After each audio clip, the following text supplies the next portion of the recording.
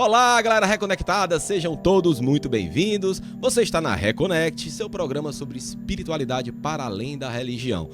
Como você sabe, caso você tenha perdido algum dos nossos programas, você pode ir no nosso canal do YouTube, Reconnect Brasil. Lá vão ter todos os stories dos nossos vídeos, nossos convidados, e você pode se divertir à vontade. Caso você não queira ver nossa carinha bonita, você também pode ouvir o áudio de todos os programas no Reconnecast, que é o podcast da Reconnect, nas principais plataformas de streaming, Spotify ou Deezer, tá? Não perca nenhum programa. Se você está vendo esse programa no YouTube, não esquece de apertar no like e de seguir o nosso canal para estar sempre sendo informado sobre novos vídeos no nosso canal do YouTube. Aqui sempre comigo ele, Roberto Leão. Muito bem-vindo, Roberto. Olá, Bernardo. Olá, galera reconectada. Sejam bem-vindos a mais uma busca pela reconexão espiritual.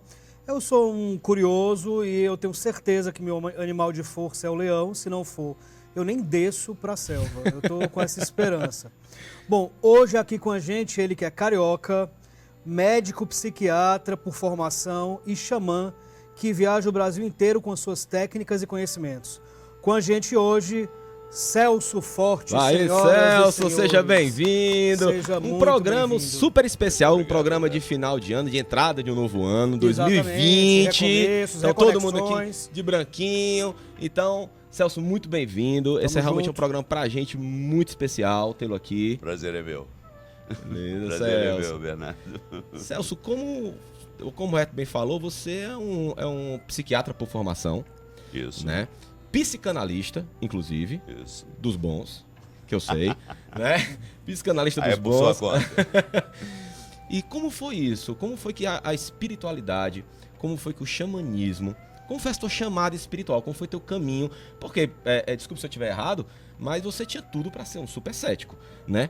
Médico, psiquiatra, então tinha tudo para... Não, tudo é ciência, tudo é mente, né? Então, como foi isso para você? E era, Bernardo. Eu era extremamente cético, extremamente acadêmico, né?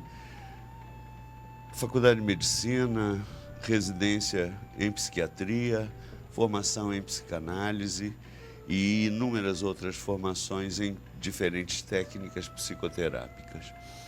Acontece que em 85 eu tive uma doença terminal. Chegou-se a marcar cirurgia para amputação dos 2 pés. Nossa, e uma senhora. Previsão de morte em 9 meses. E uma cura milagrosa ocorreu, né? E desde essa cura milagrosa, eu não pude mais negar minha intuição, né? Eu precisei passar a ouvir minha intuição. E foi aí que começou toda a história que me levou ao xamanismo, tá? Foi com essa doença terminal. Com essa doença terminal, pacientes terminais passaram a me procurar no consultório, mesmo não sabendo que eu havia passado pela doença, né? E eu precisei começar a estudar o atendimento a pacientes terminais e isso me leva para Belo Horizonte para fazer uma formação em tanatologia. E em Belo Horizonte, então, eclode de uma forma que eu não consegui conter. Mas você morava lá, Celso, em Belo Horizonte, na época? Na doença, eu estava em Salvador, eu morava em Salvador. Lá para fazer uma formação. Eu me mudei para Belo Horizonte para fazer a formação em tanatologia. E aí essa intuição estoura na minha cabeça, né? E eu começo a fazer energizações com cristais. Tá? Intuitivamente? Intuitivamente, porque na época não existia nem livro no Brasil, né, a respeito de trabalho com cristais. A sua intuição levava para elementos da natureza, é isso? Para cristais especificamente, e para a espiritualidade. O trabalho com cristais que eu sempre fiz, ele nunca foi desvinculado da espiritualidade, tá? E aí comecei trabalhando e foi modificando, até que uma cura milagrosa ocorre nesse meu trabalho com cristais. E este milagre, né, que eu fui o veículo. Um paciente foi curado. Um paciente foi curado e isso caiu na mídia, né? E eu me tornei muito famoso em Belo Horizonte. E sempre na gana de conhecer mais, porque o estudo sempre pautou minha vida o tempo inteiro. Mas aquele em algum momento ficou, nossa, eu devo estar ficando de médico a louco, porque... Ainda não. Ainda não. Depois se tornou. Depois veio a se tornar. Porque deve ser deve ter sido uma coisa para você louca, né? Quer dizer, Foi psiquiatra focado em patologia e tudo mente, e aí você tá vendo você ajudando as pessoas a se curarem. Mais tarde, Bernardo, a coisa foi tão louca, né, que eu disse assim: para que eu vou continuar pagando CRM, gastando um dinheiro anualmente para isso, né? Se na realidade eu sou um curador, né? Eu jocosamente chamo, eu sou um macumbeiro. Né? E meus guias me proíbem de parar de pagar o CRM, porque uma das minhas missões é fazer essa ponte entre a ciência e a espiritualidade, né? Não estou sabendo ainda da história do xamanismo. Aí viajo para os Estados Unidos para visitar a família com quem eu morei em 71 num programa de intercâmbio. Compro todos os livros de Elizabeth Kubler-Ross que existiam no mercado nos Estados Unidos, porque no Brasil só tinham 2 traduzidos. Chego no Brasil de volta, lendo um dos livros dela, e eu disse: vou conhecer essa mulher, né? Consegui o contato dela, marquei e passei com ela de 29 de dezembro de 90 a 7 de fevereiro de 91. Ela me dá um presente, segundo ela, que os guias dela mandaram que me dessem, que era um cachecol, que é o arco-íris, né? Só que nessa viagem eu consegui uma mulher que trabalhava com cristais nos Estados Unidos, que eu sabia que isso era bastante divulgado, difundido nos Estados Unidos. E fui conhecer essa mulher, né? E o cachecol era muito bonito. E Elizabeth, rindo, disse assim: olha, eu conheço o clima do Brasil, sei que você não vai usar isso nunca, mas meus guias mandaram te trazer esse presente, né? Então eu viajei para a casa dessa mulher com um cachecol, né, com um arco-íris no pescoço. Quando eu chego na casa dela, né, ela fica estarrecida, paralisada, olhando para o cachecol. Estava muito frio, né? Nesse dia tinha nevado no deserto, estava a coisa mais linda. Ela morava no Arizona, no deserto. Eu disse: olha, desculpe, está muito frio aqui, você se importa que a gente entre? Ela disse: doutor Celso, desculpe. Aí veio, me ajudou a levar as coisas para dentro de casa. Me levou para o quarto de hóspede, disse: deixe suas coisas aí, tire o casaco, mas não tire o cachecol, né? Que eu preciso falar com você. E foi para a sala. Eu tirei o casaco, né? Fui ao banheiro, que era uma viagem longa que eu tinha feito, e fui para a sala. Quando cheguei na sala, né, ela disse: senta aqui, e começou a perguntar se eu conhecia um homem assim, e descreveu um homem.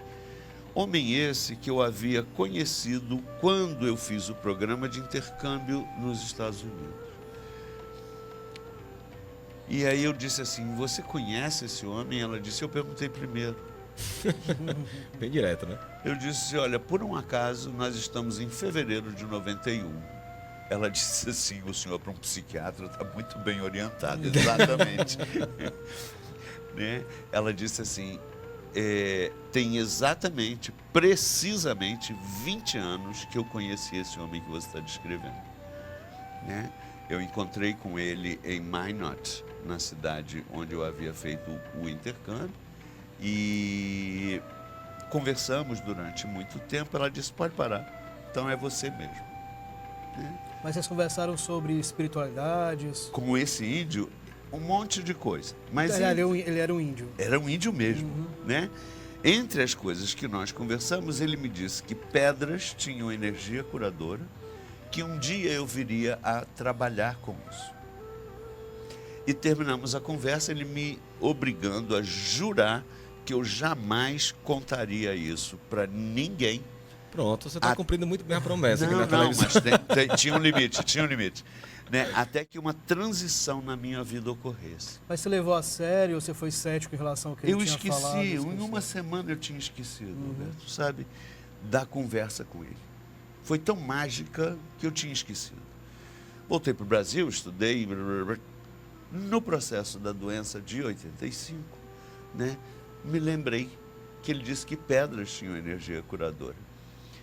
Não entendia nada disso, mas qualquer pedrinha bonitinha que eu achava na rua, né, eu dizia, para o motorista, que eu já não andava mais, né, no final da doença eu já não andava mais.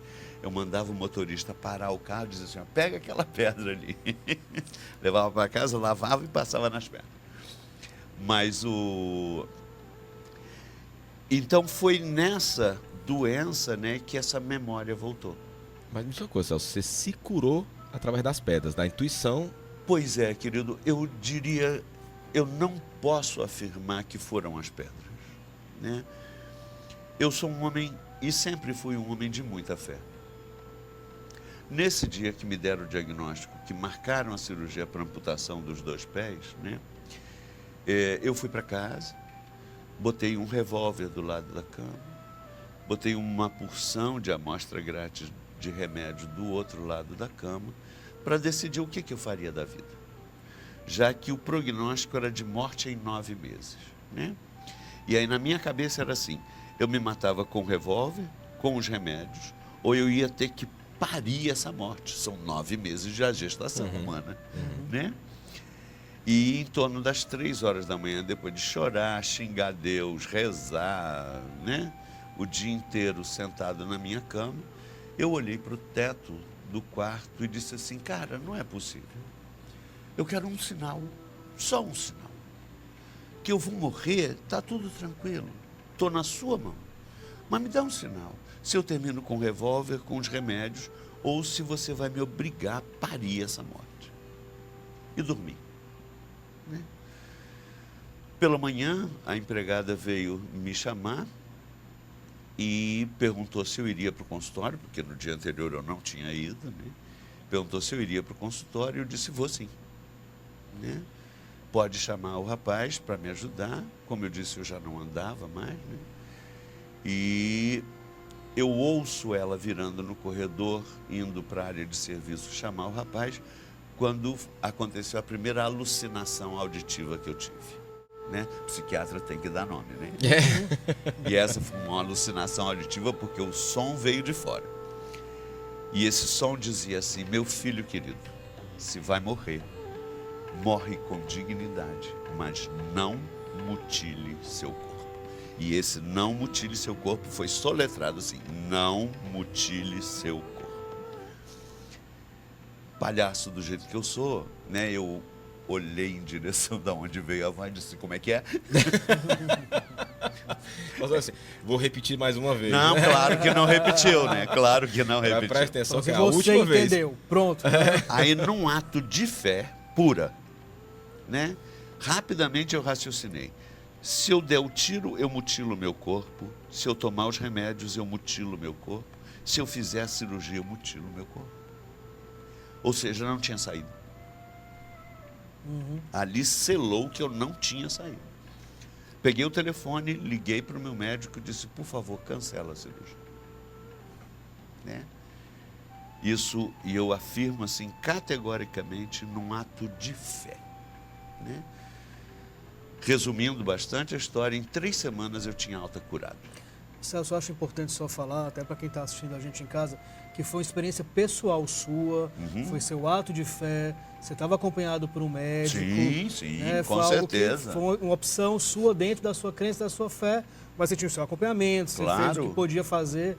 E no desespero, até medicina. mãe de santo eu procurei para jogar música para mim. No desespero mesmo, porque eu Porque a gente tem uma preocupação também em relação às pessoas que podem estar assistindo, também não vou mais procurar um médico, não vou mais fazer os tratamentos convencionais. Em absoluto, Roberto. Eu estava sendo acompanhado muito de perto, né, por um médico. Pedi para ele cancelar a cirurgia e ele me dá alta em 3 semanas. Aí você me perguntou se eu atribuo as pedras à minha cura. Hoje, no ponto de espiritualidade que eu vivo, né? Eu diria que meu maior ponto de cura é no momento em que eu digo, cara, né? E eu normalmente me refiro a ele como pai. E eu digo assim, papai, eu sou inteiro nas suas mãos. Eu não tenho mais o que fazer na vida, né? Mas só me dá um sinal. Nesse momento, eu me rendo à vontade do Pai, né? E para mim, essa cura, esse milagre, né? Porque na medicina não existe até hoje. Explicação, né? Não cura para essa doença cura, né? que eu tive, não tinha, né? Você pode falar qual a doença? Posso, é um nome bonito. Até para isso, o nome da doença é poliangeite obliterante. As artérias se fecham, acaba a vascularização e tem que amputar a parte necrosada. E normalmente ela evolui assim, você tira um dedo do pé, entendeu? O meu foi assim, os 2 pés ao mesmo tempo, né? Então, para mim, o ponto foi esse render-se à vontade de Deus, né? Quando a gente faz isso, e em geral a gente faz isso em situações extremas na vida, né? Quando a gente faz isso, a gente se abre para qualquer milagre que possa ocorrer, né? Eu sempre cito nessa história do render-se uma passagem de Jesus, quando no Horto das Oliveiras ele sua sangue, e o desespero era tamanho, né, que ele diz, Pai, se possível, afasta de mim esse cálice, né? E ali era o desespero do homem. E logo a seguir assume o homem de maior evolução espiritual que a humanidade já conheceu, né? Quando ele diz assim, Pai, que seja feita a tua vontade. Aí ele se entrega à vontade de Deus. Aí ele se rende à vontade de Deus. Mas até você chegar nos índios lacotas, né? Eu sei que você teve uma vivência muito bonita. Lá você foi. Você está parecendo que é bem em São Tomé, né? É ver para crer, né? Então você foi visitar essa senhora nos Estados Unidos. E aí, sentindo esse chamado, você foi lá para Dakota, na região dos Estados Unidos, para conviver e conviveu com os índios lacotas. Isso. Você teve uma experiência antropológica com os índios lá. Isso. Então, vamos voltar à história do cachecol. Vamos. Né? Ela diz, então é você mesmo. Né? Quando eu pergunto, sou eu mesmo o quê? Ela diz, olha, esse homem me apareceu num sonho, me falou que tinha conduzido por 20 anos esse médico brasileiro, espiritualmente, e que estava na hora dele fazer contato pessoal com a cultura de índios norte-americanos, né? E ele mandou que eu montasse 2 cursos, um para você aprender a condução da cabana de suar e outro para você aprender a condução de um ritual chamado resgate de alma. E a partir daí é você quem vai dizer para onde eu tenho que te levar. Voltei para o Brasil, arrumei a viagem, fui aprender cabana de suar e resgate de alma.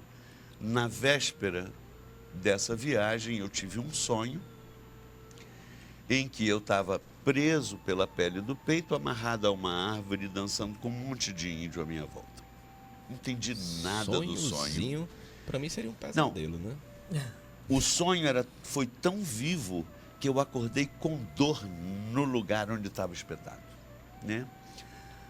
Aí vou para os Estados Unidos, pergunto a ela o que era aquilo. Ela disse, também não sei não, Celso, né? Mas Ed, que é quem ia me ensinar a cabana de suar, está chegando aí, ele vai saber te explicar. Conversei com ele, ele disse, Celso, isso aí é um convite. Já que vamos fazer a cabana de suar, peça uma confirmação, se vier, eu tenho como te colocar em contato, né, com um amigo meu que conduz a dança do sol, porque isso você está me descrevendo a dança do sol, né, chamado de Sundance. E claro que a confirmação veio, e aí nesse mesmo ano, em junho, eu voltava para os Estados Unidos para ir para o meu primeiro Sundance. Eu fiz 4 Sundances. Eu queria que você falasse um pouquinho sobre como é essa prática, o que é o Sundance. Essa visão, né, um chefe indígena que teve essa visão, muitos anos atrás, e nessa época, nos Estados Unidos, no local de onde vivia a tribo, 6 meses do ano é neve. Eles viviam embaixo de neve por 6 meses. Então, a quantidade de mortes por frio era muito grande, a falta de alimento era muito grande. Então, eles faziam essa dança no verão para agradecer o ano vivido, os que sobreviveram, e pedir abundância, né, para o ano seguinte. Então, não se dança uma dança do sol ou um sandense, né, rezando por si mesmo, né? A gente dança rezando por algum motivo que não a gente mesmo. E tem 2 explicações, né? O sandense. Uma é essa, né? Agradecer o ano vivido, pedir abundância.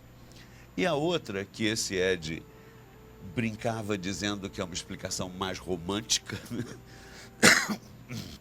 que dizem que nós homens perdemos a nossa porção feminina há muito tempo. E quando a gente dá nosso sangue para a Mãe Terra, ela nos restitui essa polaridade feminina, nos tornando mais equilibrados. Então, essa é a segunda explicação do sandense. A gente dança durante 4 dias, do nascer ao pôr do sol, né? Em algum momento desses 4 dias, você é espetado, preso a uma árvore, né? E você fica dançando por um período, puxando o corpo para trás. E chega um momento do ritual que você tem que dar um tranco no corpo para arrebentar a pele para sair da árvore. Não pode só tirar os pinos. Aí você vira um dançador do sol. Aí você vira um dançador do sol. Crianças reconectadas, não façam isso em casa. Não, por favor.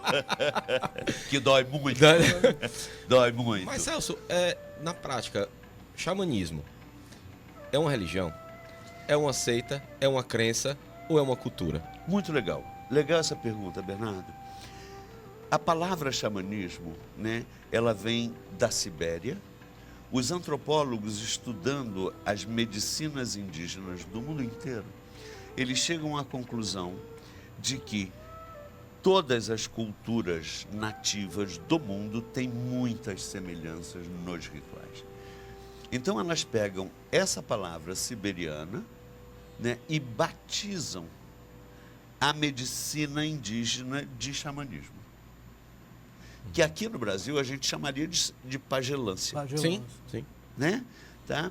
Só que eu costumo dizer que xamanismo é a medicina indígena praticada pelo homem branco. Tá? Assim como o xamanismo é pagelância, a palavra xamã é pajé. E na minha concepção, né, muitas pessoas me chamam de xamã, né, que é um título que eu não me dou, em respeito à cultura com quem eu convivi. E uma outra coisa, eu nasci numa selva de pedra, eu nasci no Rio de Janeiro, Niterói. Mas esse título foi confiado, né, pelos Lakotas, então... Não. Os Lakota me deram o título de dançarina do sol. Mas que é uma alta patente, vamos, se a gente pode chamar assim. Na cultura é um grau dos elevado. Unidos, é um grau elevadíssimo, né? Porque só homens, eles dizem que só homens de verdade fazem o sandense. Por causa do tamanho de dor, né, que envolve o sandense. Porque a gente não ingere nada. É em jejum durante 4 dias, sem comer nada, dançando no nascer ao pôr do sol. Você vai entrar em estado de transe ou de conexão com alguma força espiritual? Eu nunca entrei. Mas tem uma entidade trabalhando? Mas tem, dentro do xamanismo, da cultura xamânica, trabalham entidades? Não responde. Que nós vamos para os nossos comerciais. Hoje aqui com a gente, o psiquiatra, e por mais que ele se negue que eu chame ele assim, mas o xamã. O dançarino do sol. O grande dançarino do sol, Celso Fortes. Tá? Então não sai daí, vem muita coisa legal sobre xamanismo. Até já!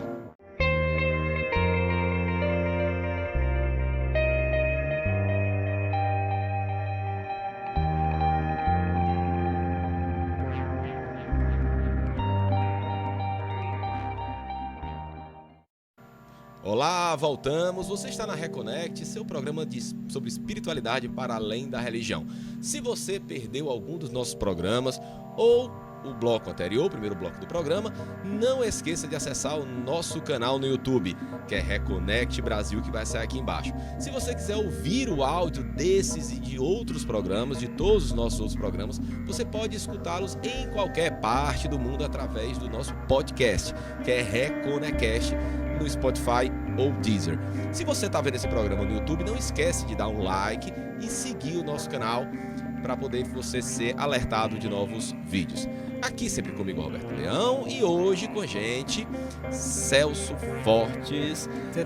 Interessantíssimo. O papo hoje é sobre xamanismo, tá? E a gente acabou o último bloco, nós perguntando, que eu completei a pergunta, não atrapalhei o Roberto. Pelo contrário. A gente se soma, a gente se reconecta. A gente se reconecta. Muito bem, escapou aí, tá vendo? Ele sempre me salvando, ele sempre me salvando. Então, Celso, nos processos xamânicos do Sundance, inclusive que você disse que fez, que é uma cerimônia belíssima, mas dolorosíssima, que você contou a história.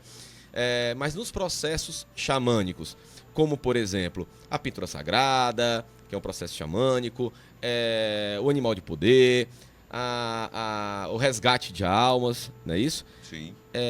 É um trabalho que exige mediunidade, que você tem que estar mediunizado para fazer, ou sob influência, vamos dizer assim, de entidades? Então vamos separar coisas que você falou aí, né? Estar mediunizado, você está querendo dizer incorporado, é isso? Sim. Tá. Eu brinco sempre que eu não incorporo ninguém, né? Mas minha sensitividade, né?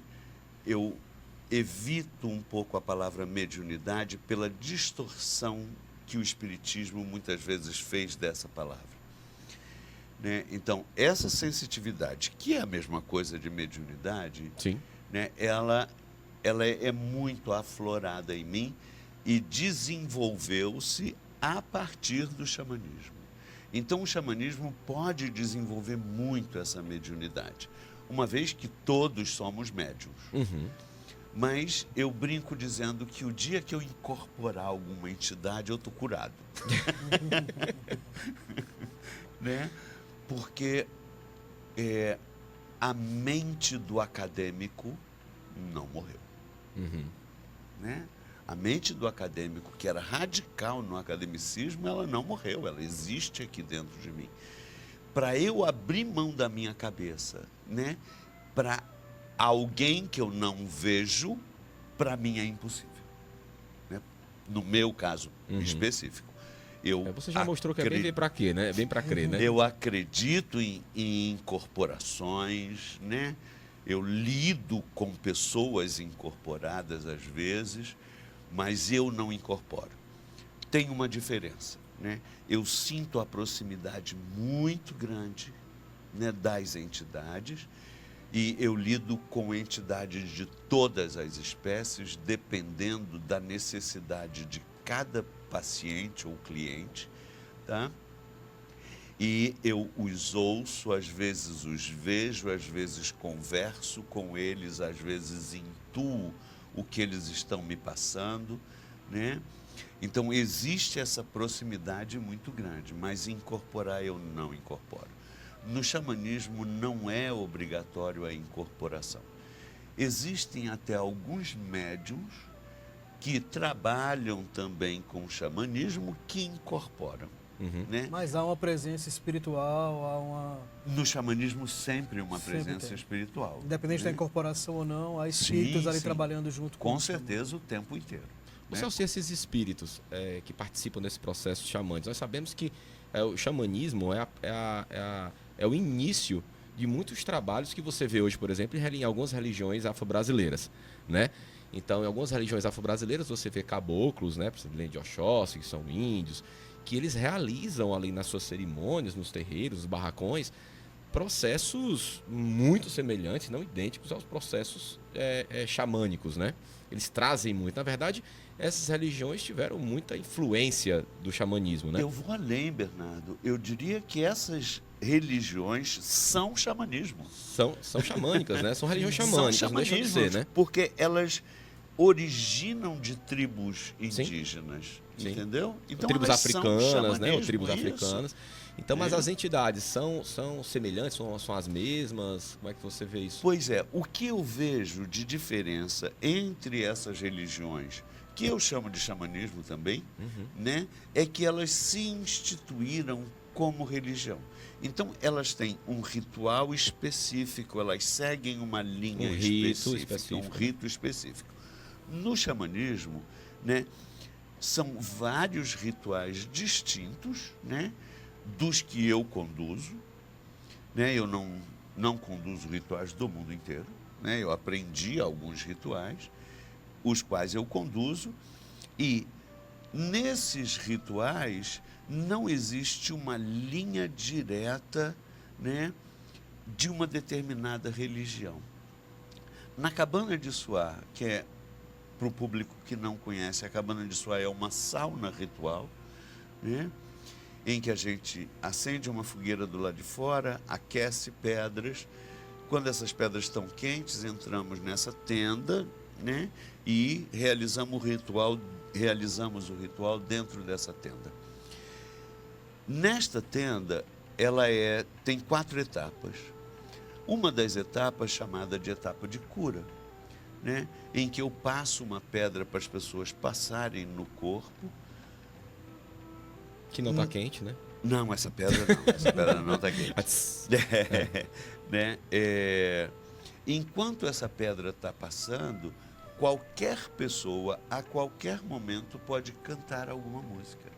E nesse momento, eu permito mantras, pontos de candomblé, né? Fica aberto. Fica aberto para o que as pessoas trouxerem. Então, os seus consulentes, os seus... Como é que chama? Pacientes? Não, você diz os clientes. Os clientes. Vai lá te buscar. Os seus clientes.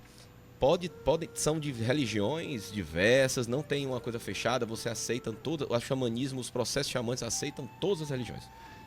Olha, legal isso, Bernardo, que você traz, né? Pelo seguinte, uma coisa que eu falo sempre, né? A partir do momento em que eu tenho a centelha de Deus dentro de mim, eu sou Deus. Você é Deus, você é Deus, tá? E a gente só pode conectar esse Deus buscando a gente mesmo. Então, o caminho de espiritualidade mais sublime que existe se chama autoconhecimento. As religiões são setas que podem me apontar o Deus dentro de mim. Podem apontar o caminho. Um caminho, né? Isso. São vários, né? Né?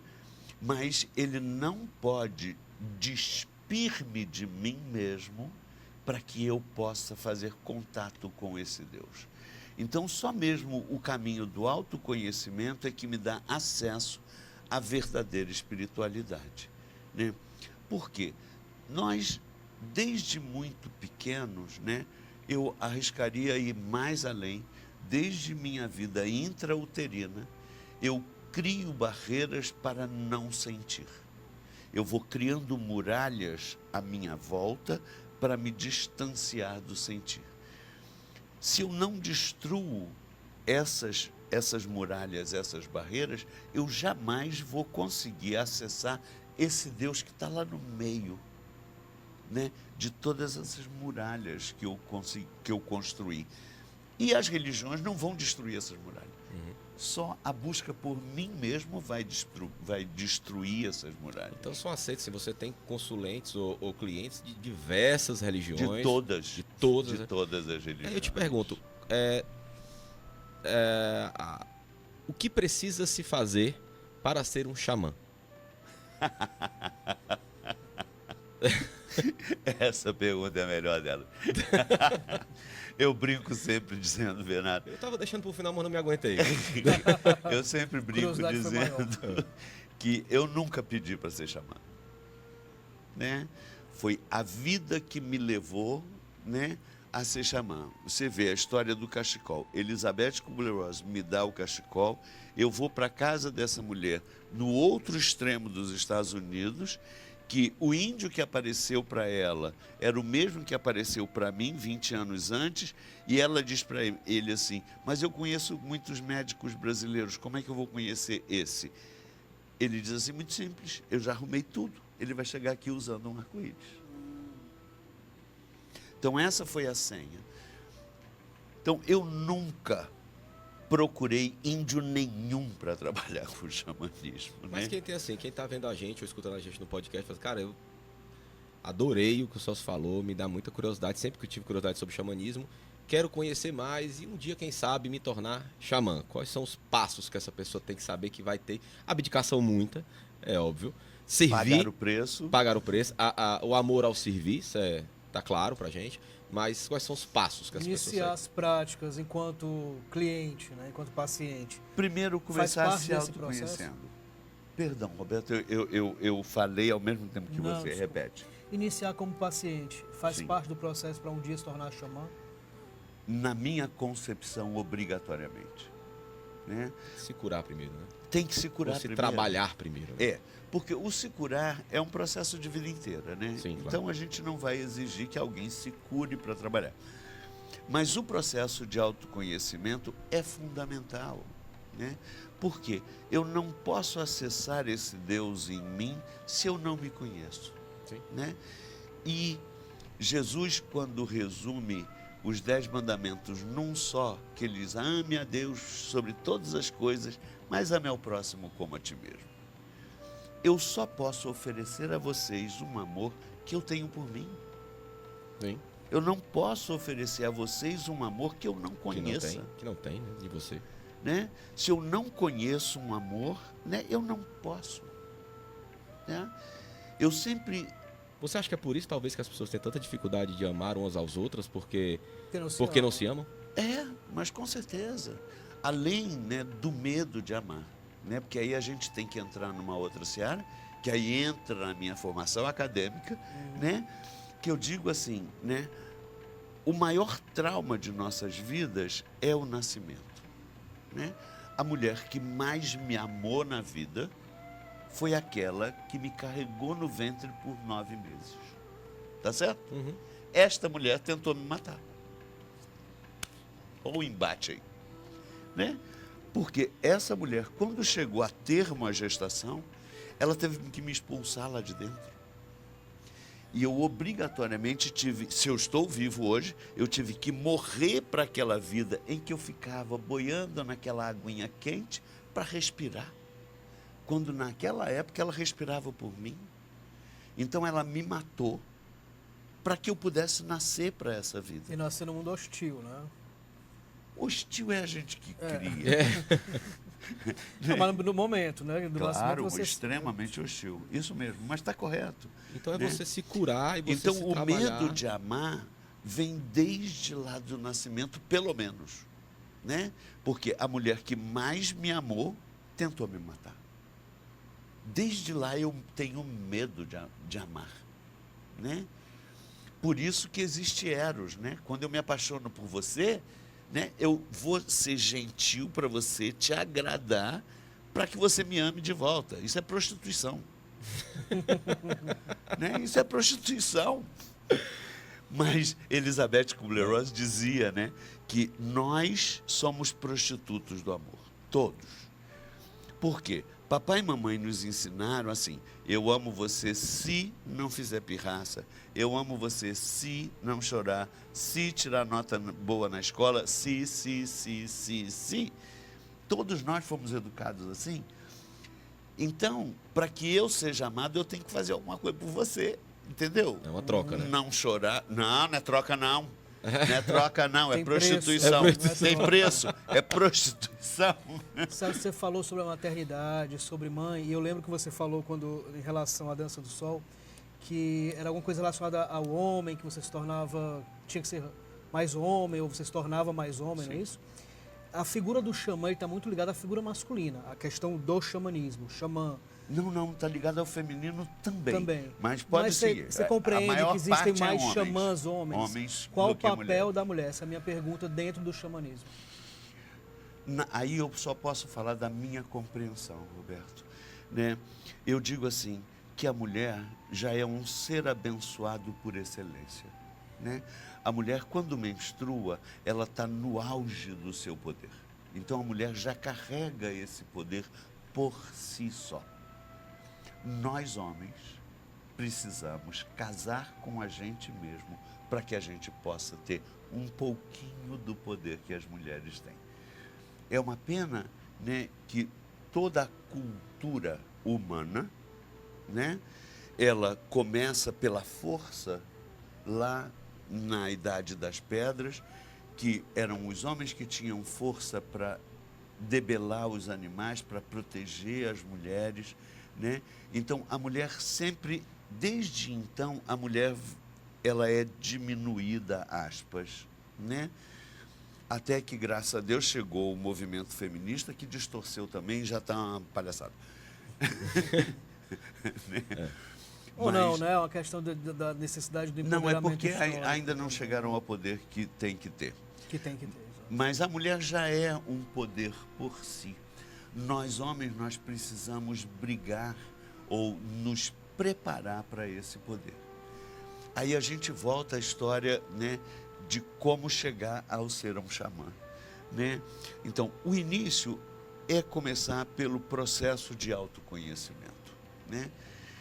E depois eu posso ensinar os rituais que eu conduzo. Eu não tenho problema nenhum em ensinar os rituais que eu conduzo, né? Agora, trabalhar com o xamanismo na forma com que eu trabalho, que a forma que eu trabalho autoriza as pessoas me chamarem de xamã, isso é um outro passo. É um passo mais, entendeu? mais largo. É, porque aí é um chamado Individual. de Deus, não é uma vontade pessoal, né? Então, ensinar os rituais que eu conduzo, eu posso ensinar, como já ensinei aqui em Fortaleza, né? Ou se é necessário, ou se faz o uso, por exemplo, de enteógenos nas práticas xamânicas. Por exemplo, nós temos qual a diferença para você, inclusive, das plantas sagradas, das ervas sagradas, muito utilizadas na pagelância e no xamanismo no passado, para os psicodélicos de hoje em dia? Né? Nenhuma, a diferença é nenhuma. Né? A diferença é nenhuma. Aí, provavelmente, você abordando esse tema, você vai me fazer um monte de telespectador me xingar agora. Não xinguem, por favor, o Celso. Pelo seguinte, Ele é bonzinho, ele está só respondendo a minha pergunta. Pelo seguinte, né? Originalmente, tá? As tribos que usavam alucinógenos, elas usavam esses alucinógenos em rituais anuais para uma proposta específica, uma né? proposta específica, né? E um alucinógeno utilizado num ritual, ele nos permite cruzar portais e voltar por esses portais. É a diferença de quando simplesmente se usa um alucinógeno. Ele te faz cruzar portais, mas ele destrói o portal, então você não tem como retornar, tá? Só que, né, infelizmente, com a prática da ayahuasca no Brasil, né, e do peyote nos Estados Unidos, que é igual. Até no cannabis também era uma erva muito utilizada para processos. Mas o cannabis não tem Poder de alucinação. o poder alucinógeno, psicodélico. Sim, psicodélico, sim, correto. Que a ayahuasca e o peyote têm. Então, essa prostituição do uso da ayahuasca e do peyote, né, isso se tornou uma distorção que perde todo o sentido. Então, você acha que tem práticas hoje das ervas, tipo ayahuasca, que não são práticas interessantes, não são práticas que desnecessário, né? Que condizem com a necessidade espiritual, ou que fazem um ritual de forma correta. Legal, Roberto, essa colocação.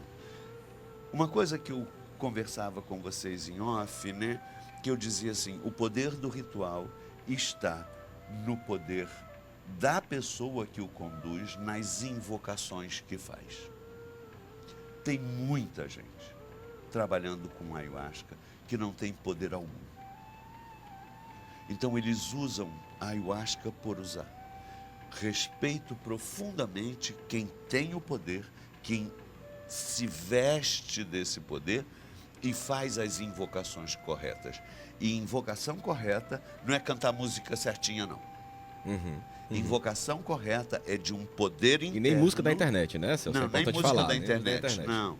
Né? A invocação correta vem de um poder interno da pessoa que invoca aquele poder para ele conduzir aquele ritual. Essa é a diferença de um ritual de peso para só um ritualzinho. Ou nem ritual, ou apenas Uma prática. uma prática. Uma prática. Isso se aplica também, por exemplo, nós estamos vendo muito na internet hoje em dia algumas práticas isoladas xamânicas, como por exemplo, a dança da fogueira, Resgate de almas. o rito do tambor, e pessoas que às vezes não têm a formação xamânica para fazer isso. Isso também se aplica à questão da evocação? Em qualquer ritual se aplica a invocação. Em qualquer ritual se aplica a invocação. É claro, né, o tambor, quando se usa o tambor, é provado cientificamente que ele altera o estado de consciência da pessoa, diminuindo as ondas cerebrais, permitindo que ela entre num estado alterado de consciência. Né? Então, qualquer pessoa tocando um tambor pode levar ao outro ter um estado alterado de consciência. Agora, a responsabilidade de quem está tocando o tambor, essas pessoas desconhecem, que é trazer o outro de volta. Né? Que é a grande responsabilidade também, por exemplo, do resgate de almas, né? Que é um processo belíssimo, né? Que o xamanismo traz. Isso. Que é trazer, se eu não me engano, me corrija se eu estiver errado, que trazer à tona a maior dor da pessoa. Seria isso? Veja bem, Bernardo, deixa eu antes só fazer um rápido comentário, né? O resgate de alma que eu trabalho, né, tem um indivíduo chamado Michael Harner, que ele fez uma vivência com uma tribo do Peru amazônico, aprendeu resgate de alma, foi para os Estados Unidos, montou uma escola e ensina resgate de alma nesta escola. Uma outra coisa, né, são pessoas que fizeram 2 resgates comigo e saem fazendo resgate, que tem uma pessoa em Fortaleza fazendo isso. Né? Tem uma pessoa de São Paulo que diz que inventou algo chamado resgate de alma, e ela é macaca velha no xamanismo, né? Ela plagiou essa palavra, tá certo?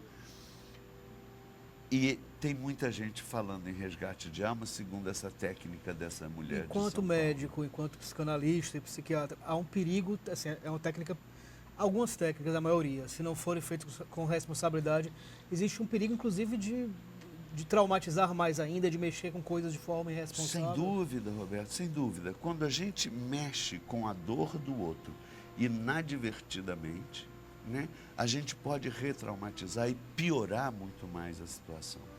Né?